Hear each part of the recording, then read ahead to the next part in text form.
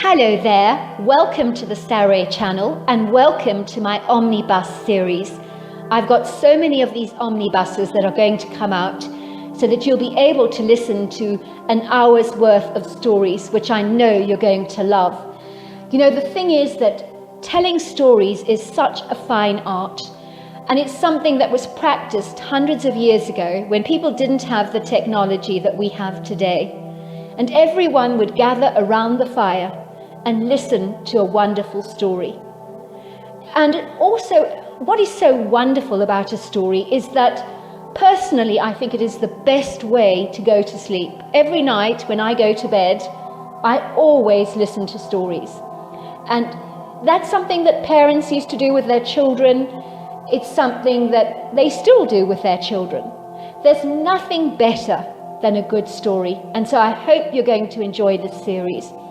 And before we start, I just want to say, do subscribe to my channel because you don't want to miss out on anything. Because I'm in for the long haul and I want to make sure that you get the most stunning stories to go to bed with at night or to listen to when you want to be one of those people sitting beside the fire and listening. Don't forget to subscribe to my channel and let's get started. I hope you're going to enjoy the omnibus. Dear Sarah and all your listeners, I had never believed in Bigfoot at all. In fact, the idea of such a creature ever existing was something that seemed preposterous and ludicrous to me. I had been an outdoorsy person all my life, and I had never encountered anything that made me even suspect remotely that there were creatures out there roaming our forests that we know nothing about. But now I know very differently. It all transpired when I left my cozy lifestyle in Seattle on the 3rd of May in 2016 and embarked on a solo trout fishing, camping and canoeing adventure, which was travelling along Ontario's lost canoe routes. I would be travelling up the West Orbidon River past Megison Lake for 2 weeks with about 38 portages. I was very excited about facing the elements alone. My backpack was equipped with all the necessary camping accessories such as fire lighters, a portable gas hob, a pot, sleeping bag, one-man tent, torch lights, cutlery, and freeze-dried food, and the list goes on and on. Of course, I had my canoe with me and all my fishing tackle. The first night I set up camp on the bank of Rangers Lake, where I prepared my own fire pit and cooked a large trout that I had caught. And believe me, nothing tastes better or melts in the mouth more than freshly cooked trout just out of the lake. It is awesome. After days of canoeing, hiking, fishing and camping, I was really on the roll. I was having a wonderful time on this solo trip, and it was so great to be so close to nature. The water so far was filled with so much trout that I would catch them for fun and throw them back in the water, admiring them and feeling their beautiful silky bodies, or however you describe them. Believe me, I'd never seen so many large specimens in my whole life that were in such perfect health. I had seen many moose droppings along the way, but it was only on this day that I'd seen several moose on the opposite side of the lake drinking at the water's edge, and it was such a wonderful sight to watch them. I sat there on the rocky ledge, which appeared to be naturally multi-leveled like a house with steps. It was about 5 p.m. in the afternoon, and I had turned in early for the night. On my fire pit grill, I was cooking a large trout and boiling some rice in a pot, and I was enjoying myself so very much. Suddenly I noticed the moose becoming frantic, and I looked up from the book I was reading in surprise. Something had clearly rattled the moose, but it seemed that they were trapped and could not run away, and I saw that they were circled in by these 3 giant-sized sandy brown creatures that at first I thought were bears.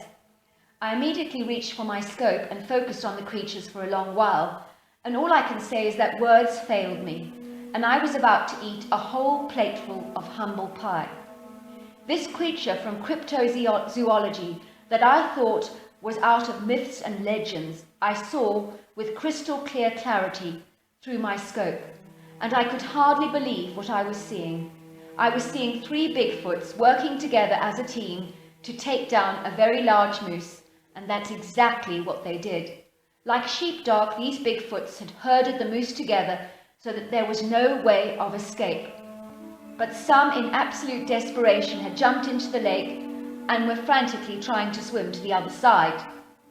The largest Bigfoot pounced on one of the moose and crushed his head into the ground with such brute force that the skull was crushed like a broken egg. I had never seen anything like this in my life. Once the moose was dead, all the other deer just scattered away as fast as they could, and the one swimming in the water turned around and swam back to the bank and joined the rest of the herd. Now that the Bigfoot had killed a moose, the creatures calmed down and tottered away, knowing that on this night they had fortunately escaped Bigfoot's dinner plate. I studied the alpha male, at least that's what I assumed he was.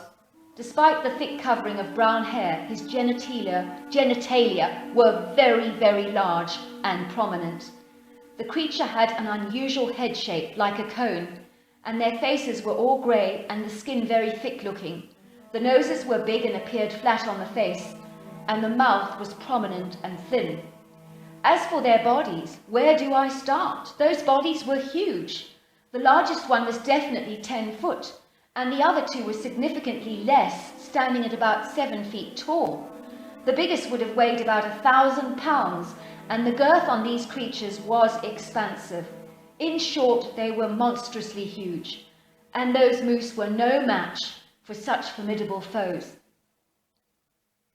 The largest Bigfoot dragged the limp body of the deer into the undergrowth, and then they vanished from sight.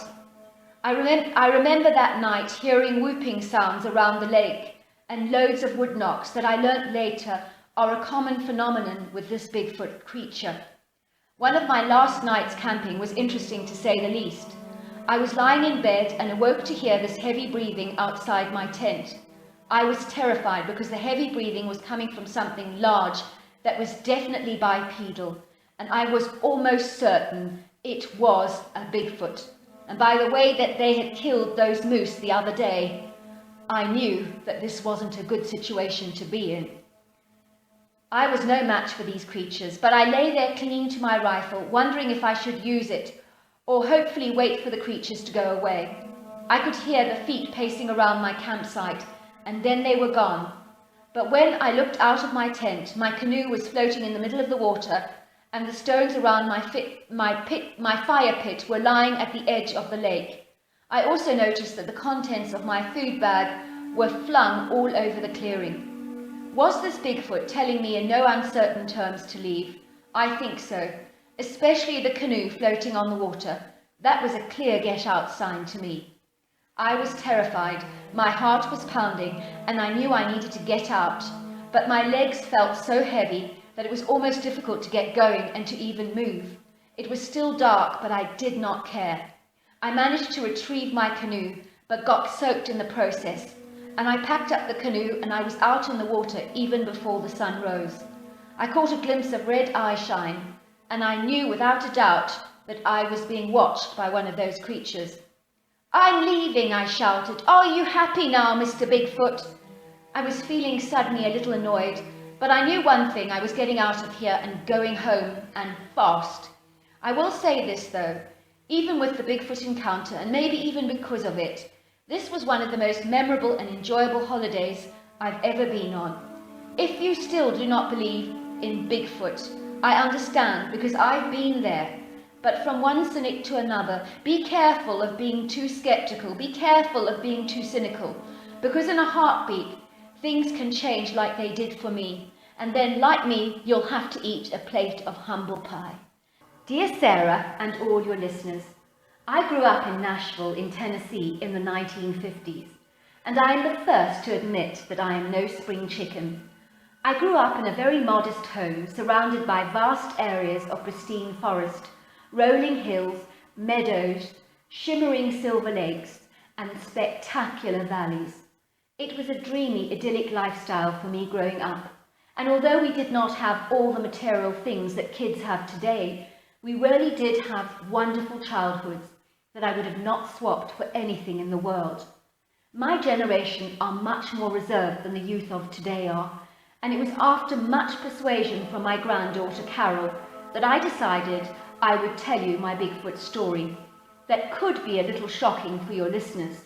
So fasten your seatbelts and I will take you on a ride to Sasquatch country. In those days, we did not know the term Bigfoot, but believe me, there were so many sightings of the hairy man all over Tennessee. In those days, if you had an encounter like that, you would most definitely keep your mouth shut, much like they do today. There does seem to be a stigma attached to believing in the hairy man. But believe me, he does exist, because I've seen him myself on 3 separate times in my life. The first time I saw a Bigfoot was when I was only 10 years old. I was playing with my little sister in a meadow where we were using the long grasses to try and make ourselves little baskets. Suddenly we saw a little hairy creature of about 4 feet tall watching us. He was peeking at us from behind a tree. At first he seemed terribly shy and evasive, but after a while he became curious and even friendly. He even started to mimic us as we made our baskets, much to our amusement. At the time, we thought the creature was terribly funny, but we did not know what he was. He was covered with black hair and he had brown, mischievous, naughty-looking eyes. I believe he was a juvenile Sasquatch.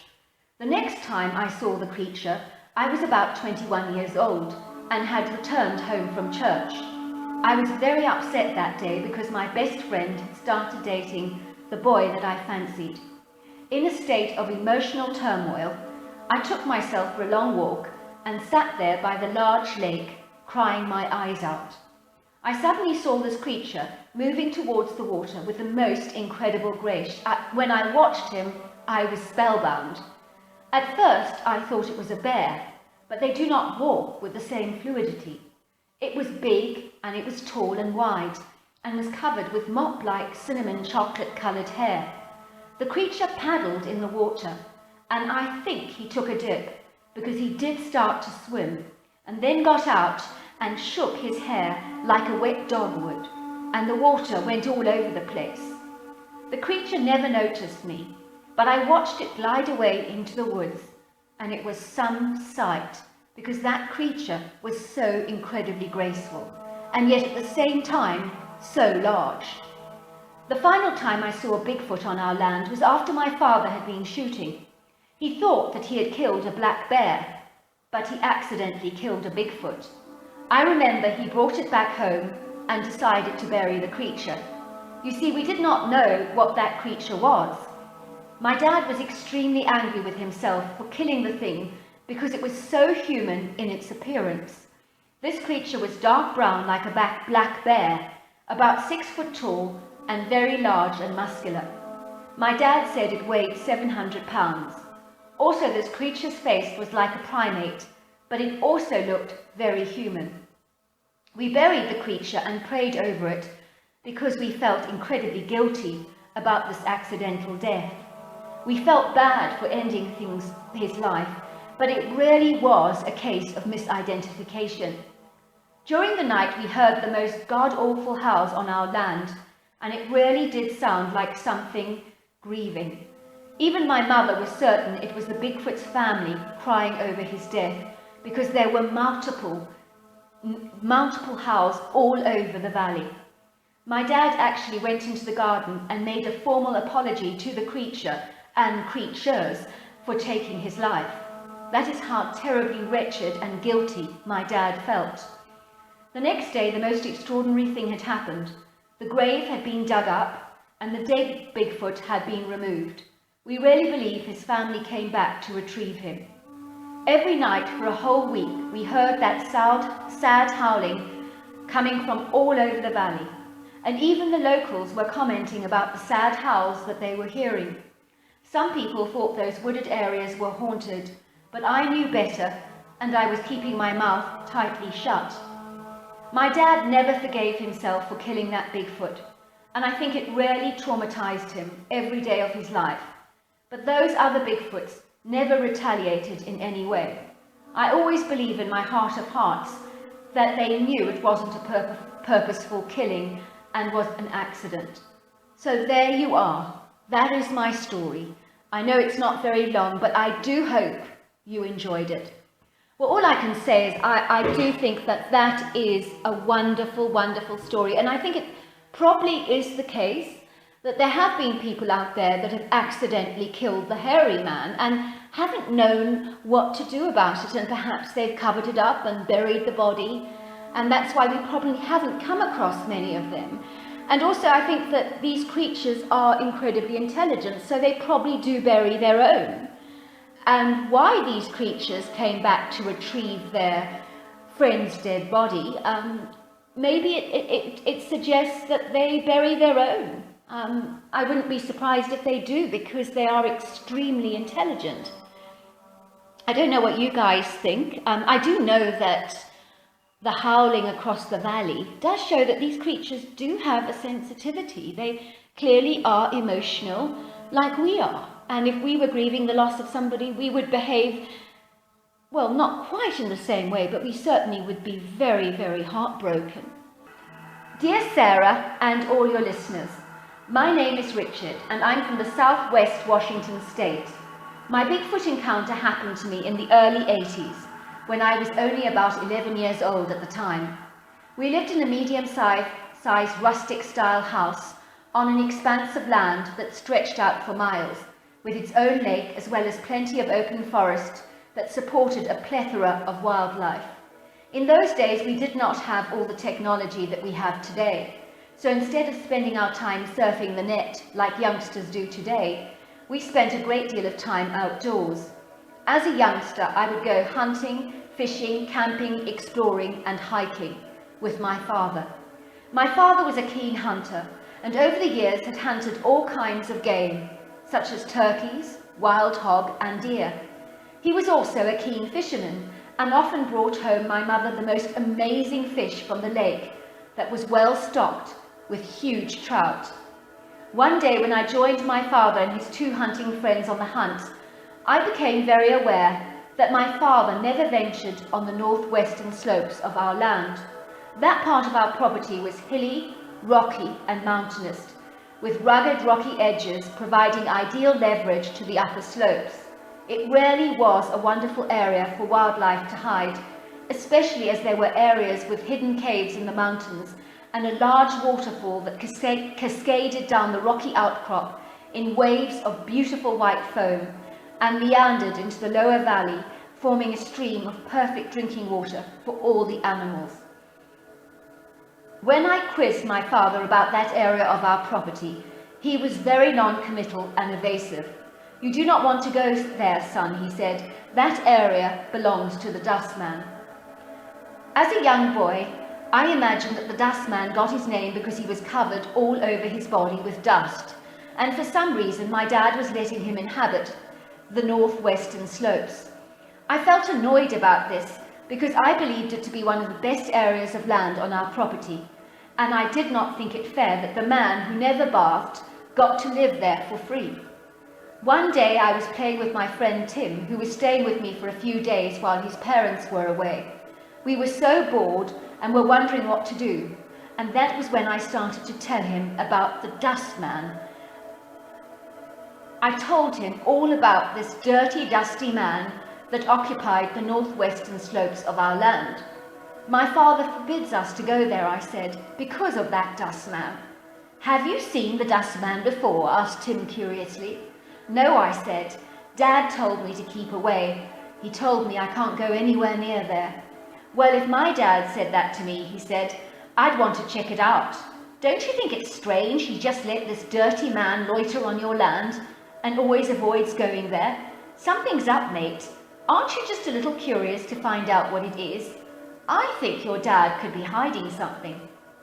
I did think it was a great idea to go and explore the slopes and see what the land was like, and maybe even spy on the Dustman.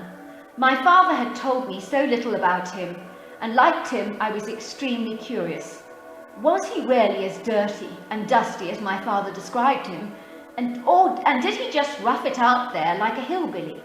I was eager to get some answers and needed no further persuasion from my friend Tim. I found myself feeling very excited as we entered the wooded area of the northeastern slopes, although I was concerned that the Dustman might not be pleased with us trespassing, Yet we were not really, I told myself, because this was my dad's land. Armed with that comforting thought, Tim and I started exploring the woods. One thing we noticed that seemed peculiar as we entered the woods were the 2 large trees that were planted in the ground, upside down, so the roots were standing right up. "What does that? Who does that to a tree?" I said, in horror. "And how much strength does a person need to pull out a tree and plant it upside down like that?" The trees certainly looked ominous, almost like a warning message to keep off the land. That is the distinct impression I got in that moment, and it gave me a creepy, airy feeling. The woods were so sinister because they were relatively overgrown and some of the trees were exceedingly old. I suddenly realized that the thing that had fired up my sense with increased anxiety was the woods were alarmingly quiet. I kid you not, there were no animal sounds to be heard and no birds chirping, and my father always taught me that when the woods were like that, it was because there was a predator around or something there that didn't belong. I found myself feeling increasingly uneasy. All I can say is I didn't feel right. "I think something is watching us," whispered Tim. "Do you think it is the dust man?" I did not know what to think, but I could feel eyes on me too, and it came with a distinct sense of foreboding. I suddenly saw a distinct movement behind a large oak tree. It was like a shadowy black form, but it happened so quickly I was wondering if it was a trick of the light. But Tim had seen it too. The next thing I knew was that we were being pelted with a tornado of large rocks that were being aimed directly at us. I knew the dustman was telling us to get off his property. Could he have not done it in a politer way, I thought, rather than hurling stones at us like this? He could have done some real damage and hurt us badly. Why did he not just tell us to leave this? And that would be the most decent thing to do after all. That night, when Tim and I went to bed, we woke up to this loud screaming outside our house. It was so large, I truly thought a young girl was being killed, and I jumped up in fright and ran towards the front door with my father's rifle. My dad was already at the door, looking like a white sheet, and he was clutching another rifle with an anguished look on his face, and he was physically trembling. I had never seen my father so timid. Normally he was the bravest man I knew. On this night he looked like the mouse that the cat had hunted down and was about to kill. My dad pulled back the curtain, and in the light of the moon we saw this huge dark form disappearing into the valley with effortless speed, and with the grace of a cheetah on the sprint. "What is that thing?" I asked my dad. It looked like a black bear, but it was far too agile for that, and it definitely had 2 arms that it was swinging backwards and forwards as it ran. "That was the dustman," said my dad. "I do not know why he has been on our property tonight. It's very odd. He's never done that before, or at least for a very, very long time." I came clean and admitted to my dad that Tim and I had gone to the western slopes earlier in the day. Could this have provoked the dustman, I wondered. My father was furious with me, and he was so mad that I almost felt afraid of him for a moment. "Did I not tell you not to go there?" he said. "I told you that that is the dustman's place. That's where the dustman lives. You can't go there. I warned you about that place." "Why do you give him such a great spot?" I asked my dad. "I mean, he's not paying you any rent, is he? And that's one of the best parts of our land, even though it is mountainous." "The dustman," said my father, "is not human. Well, not really, although he does have some human-like characteristics. But he's a bipedal primate-looking creature that is extremely territorial and could be potentially dangerous. He will keep out of our way, only if we keep out of his. I think he came here tonight screaming because you boys foolishly ventured out on his turf, and he was warning you to stay away. That was all what that screaming was about." My mother looked at my father and nodded. "Philip, I think you should tell your son about your dad and his friends. He's old enough to know now. He needs to understand how aggressive this dustman is if he is provoked. Well, said my father, in the 50s when I was a young boy, my father and 2 of his buddies were hunting on the dustman's turf, and they were shooting for game, and they hit the jackpot when they killed a massive deer. My father went off to get the van, leaving his 2 buddies behind. They needed the van so that they could take the large deer home to share out the venison between them. When my dad returned to the area, there was no sign of the men. They had simply vanished without a trace, and so had the large deer. That night the dustman made his angry presence known, and he had a meltdown, screaming all night long outside our house. My grandfather was terrified and vowed not to go to the Western Slope area ever again. When the police went to investigate that area of land, looking for the 2 missing men, they came across a human skull dangling on a tree branch. It was a warning from the dustman to keep out. The police investigated the area at the time, sped away and never came back because something had freaked them out. My father noticed that 2 of the officers had wet their pants. I think they must have encountered an angry, willful dustman. It took several years, with the advancement of DNA, etc., to ultimately prove that the skull did indeed belong to one of my grandfather's hunting friends. The rest of their bodies were never recovered, but my grandfather believed that they were victims of the dustman's rage. I was freaked out. Dad, I said, if you had told me this story long ago, Tim and I would never have had the courage to go into that area. It was foolish of you, Dad, not to tell us the truth. I suppose I should have told you the story, said my father. I just did not want you growing up feeling afraid. The dustman is very clever, his kind are, but they're also elusive, and if you let him be and have his little spot, and we have ours, our paths won't cross, and he definitely won't bother us. After that night, I never went near the Western Slopes again. There were times I would see smoke rising into the valley from that location, so I'm assuming the creature knows how to make fire. He has never bothered us since, but he keeps out of our way, and we his. On occasion, we do hear whooping sounds from the valley, and I'm assuming they belong to the dustman. Although I never got to see him up close and personal, I do hope your listeners enjoyed my story. I just want to say to you that that is a phenomenal story. And there are cases of people going missing all over North America, and especially in places like Alaska. And they do often put these disappearances down to the Sasquatch, although there could be other reasons why people vanish. But I certainly think in this case, the dustman definitely finished off those 2 men who were friends of the father. And I think definitely putting that skull on a branch was telling everybody in no uncertain terms, don't come near my abode, this is my property.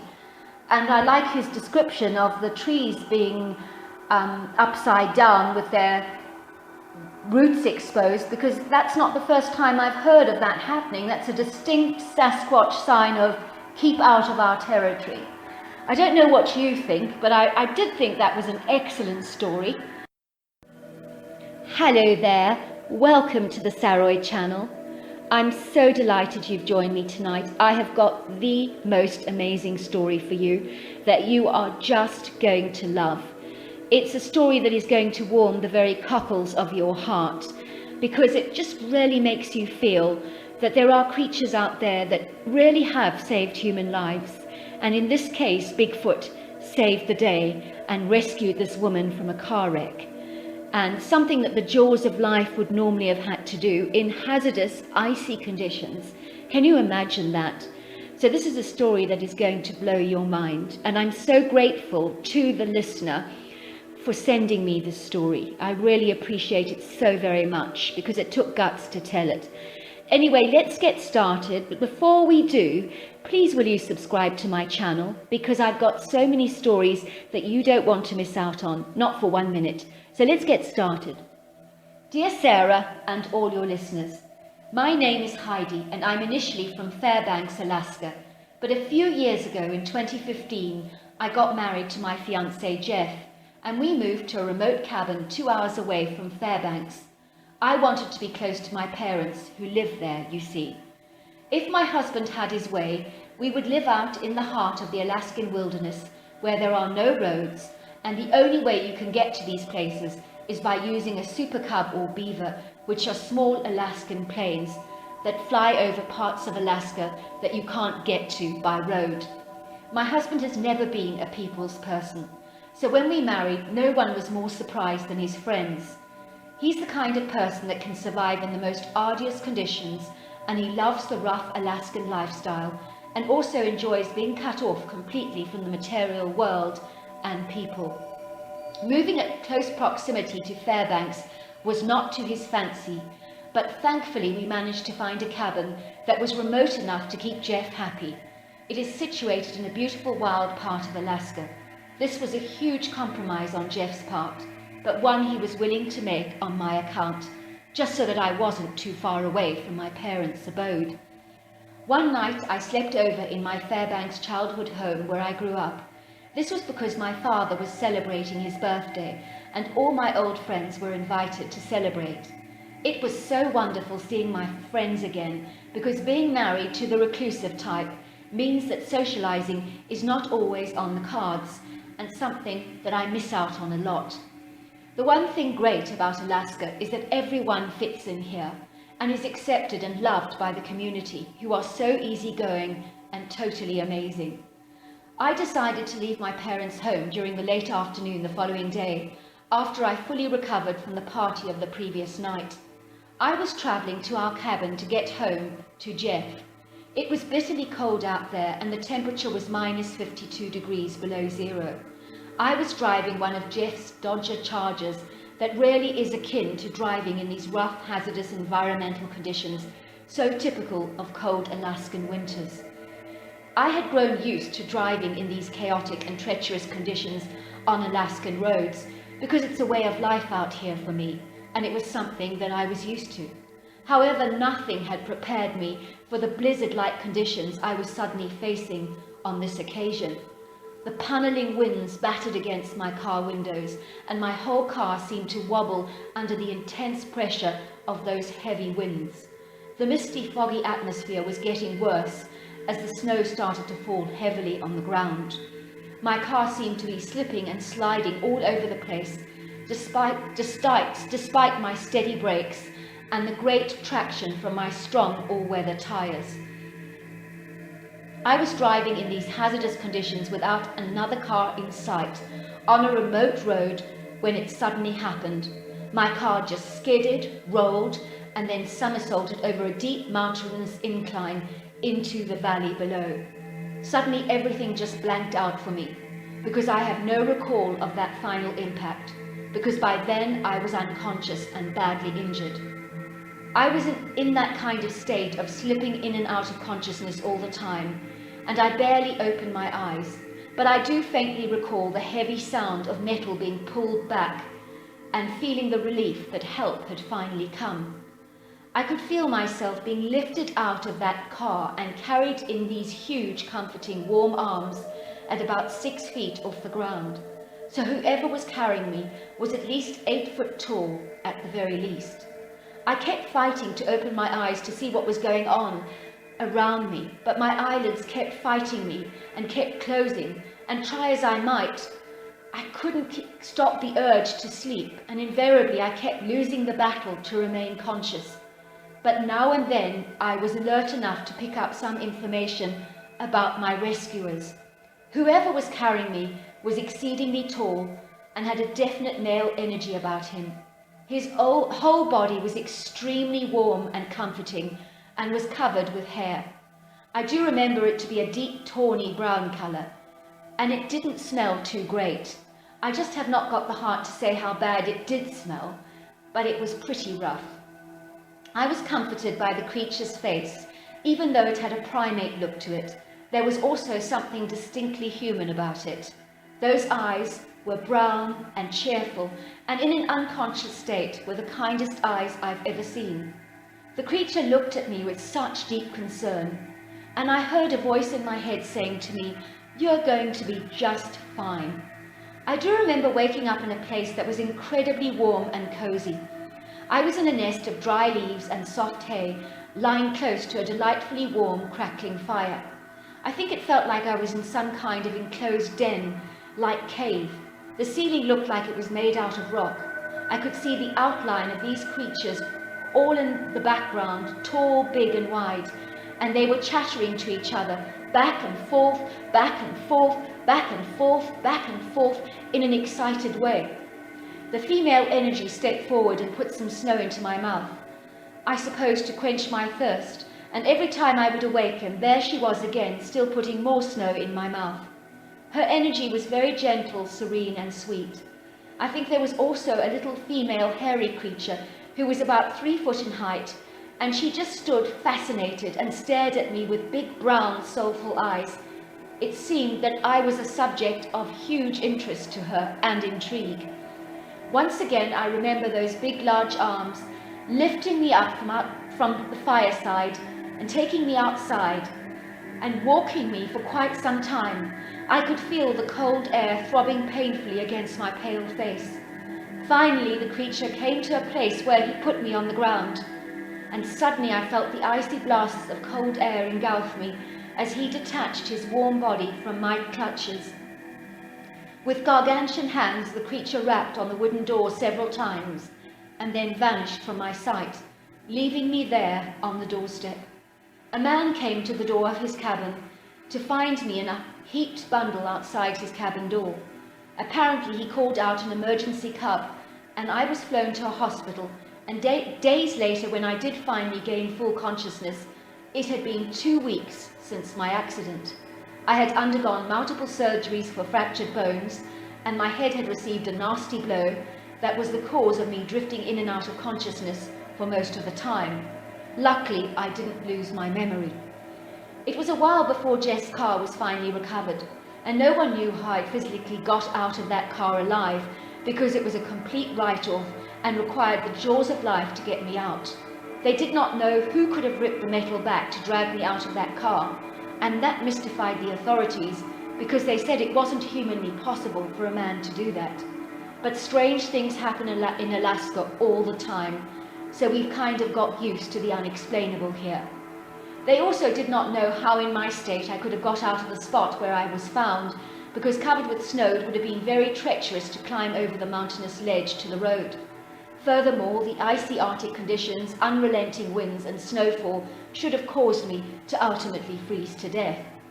They also could not understand how I'd found my way to that man's cabin that was miles away from the original accident. After my accident, the memories of my conscious state during my accident did come flooding back. Those moments when I did have consciousness, no matter how brief it might have been. And I realized that my life was saved by a Sasquatch or a Bigfoot. The creature took me to his cave and lit a fire to keep me warm. These creatures know how to make fire. I know that sounds crazy for an animal, but I promise you it's true. I remember that fire vividly. I was also nursed by the female and studied by the curious youngster. Then the male Bigfoot took me all the way to a cabin where he knew I would get help. That shows how intelligent these Bigfoot really are. I bet he hid behind the trees watching to make sure that the man who lived in the cabin got me some help. And if that man didn't get me help, he would have taken me somewhere else where I would have got it. That's how determined he was to help me. I'm sure of that. You may know by my story that I do live in the Alaskan Triangle, and many people go missing here every year. Some people say that Bigfoot may account for some of Alaska's missing people, but in my case, Bigfoot rescued me and saved my life. I would not be alive to tell my story today if that Bigfoot had not pulled me out of that crumpled heap of steel. How he got me out of that and ripped open the steel was incredulous, because normally it would have taken the jaws of life to retrieve me from that wreck. I only told my husband Jeff what happened and how the Bigfoot rescued me, but I never told anyone else. Jeff said I should not tell other people, because of all the doubters, cynics and disbelievers out there that may trash my story. And this is what makes people like myself reluctant to come forward to tell our true accounts of our encounters with the hairy man. I did go back to the crash site with Jeff with a huge gift box for the Bigfoots because they truly saved my life. I got them some warm blankets for their cozy cave, 3 drinking mugs for water, and I got them bananas, apples, grapes, beef jerky, a huge bag of mixed nuts, a box of fruit and nut biscuits, granola bars, and for the little one I got her some pretty marbles. I do not know if they will have found the gifts, but I put a photograph of myself on the box with a thank you note. I thought that they would recognize the parcel was from me by the photograph.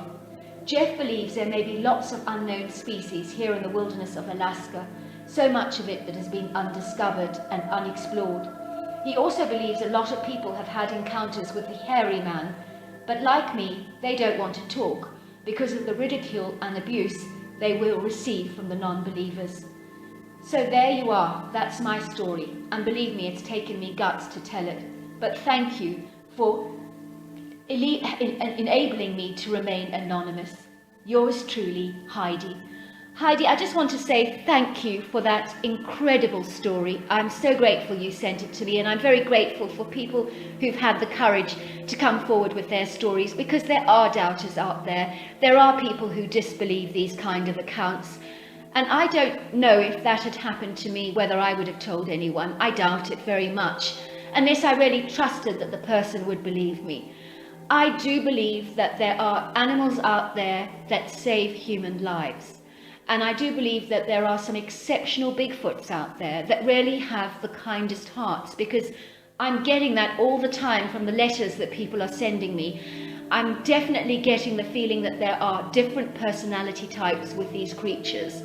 And there are some incredibly kind ones that generous and love human beings.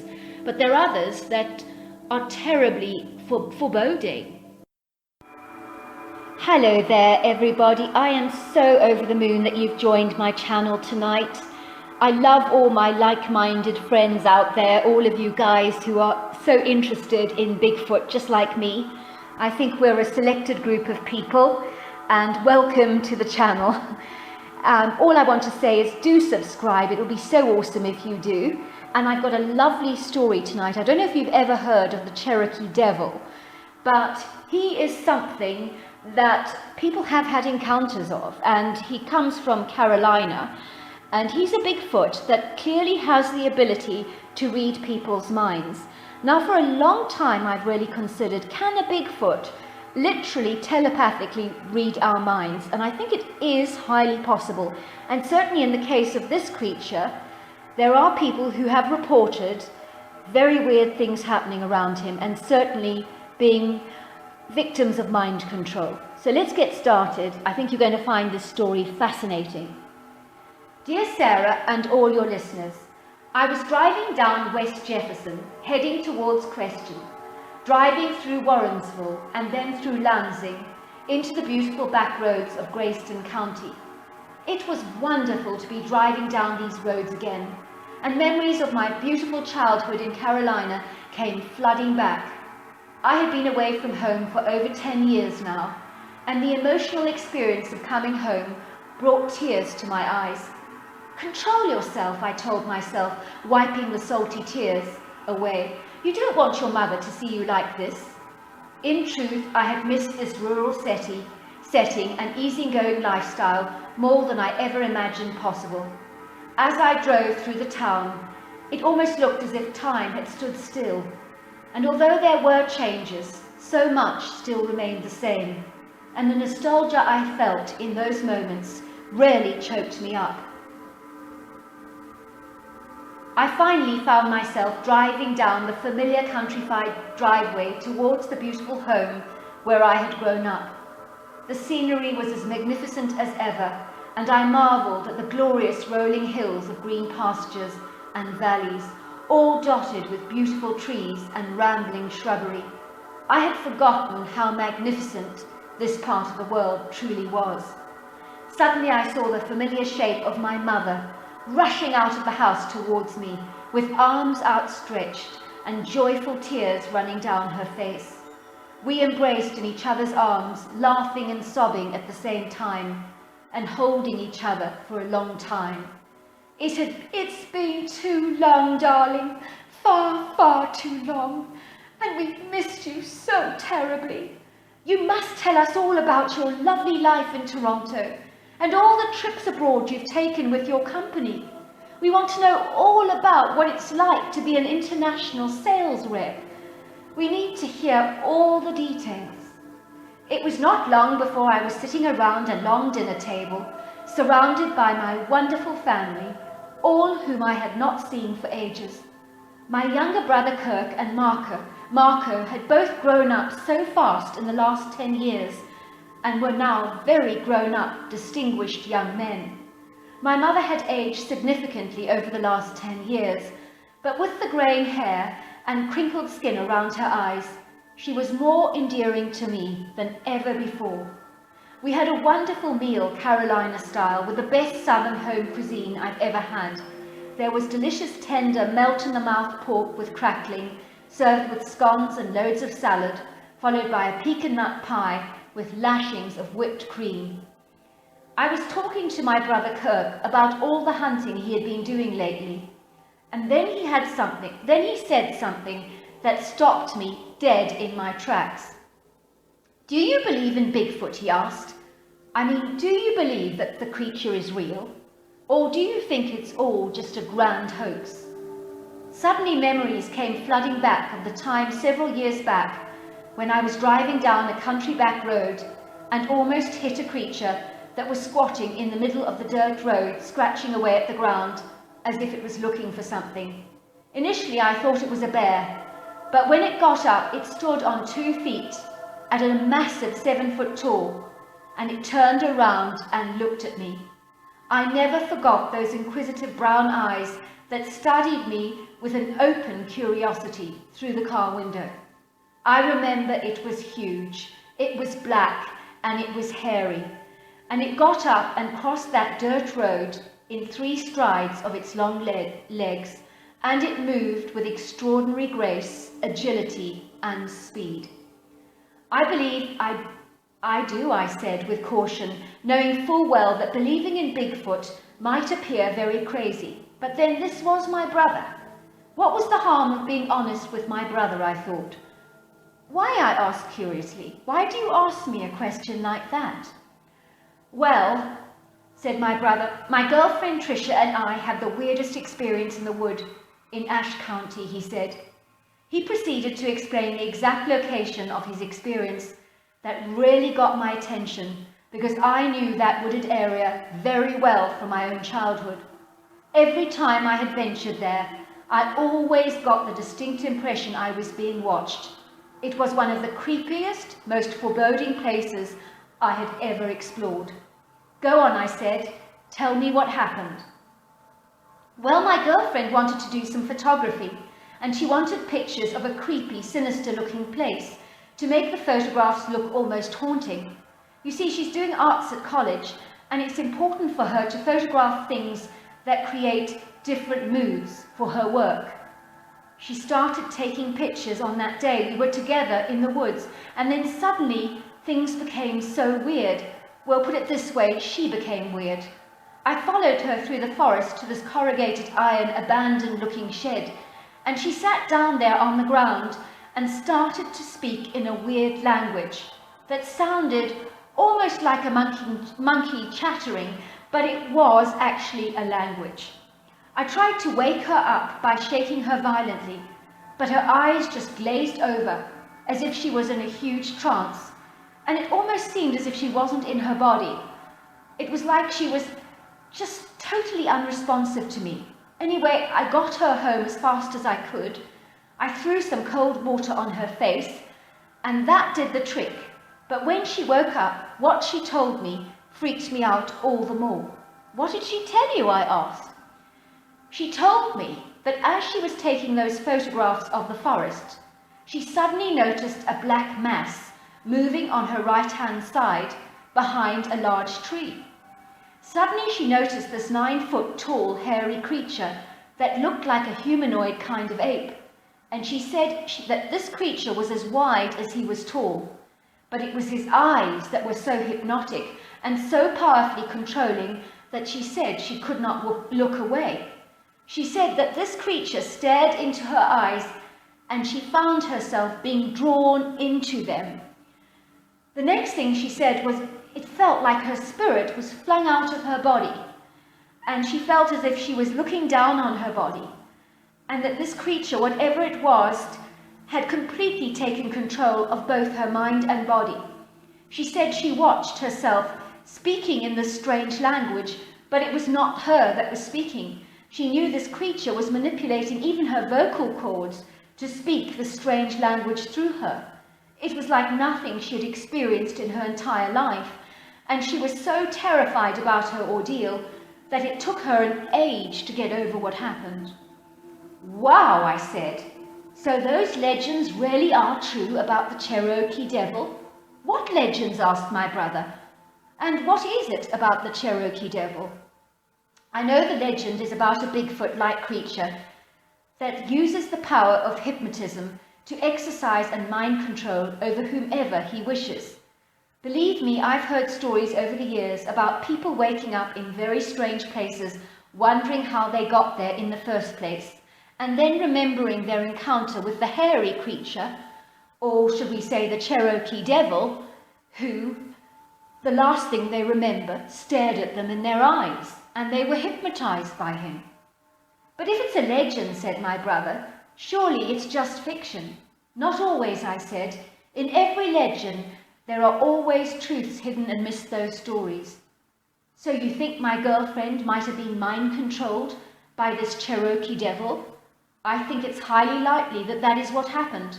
Her story most definitely sounds like the Bigfoot was exercising some kind of mind control over her." "Wow," said my brother. "Do you think you can come with me tomorrow to that place? I really want to kill this creature. I'm so angry with what he did to Tricia. I cannot let him get away with it. He needs to pay for this with his life." "I'll come with you," I said, "but you'll never be able to kill this creature. If it was so easy, don't you think somebody would have done that long before you?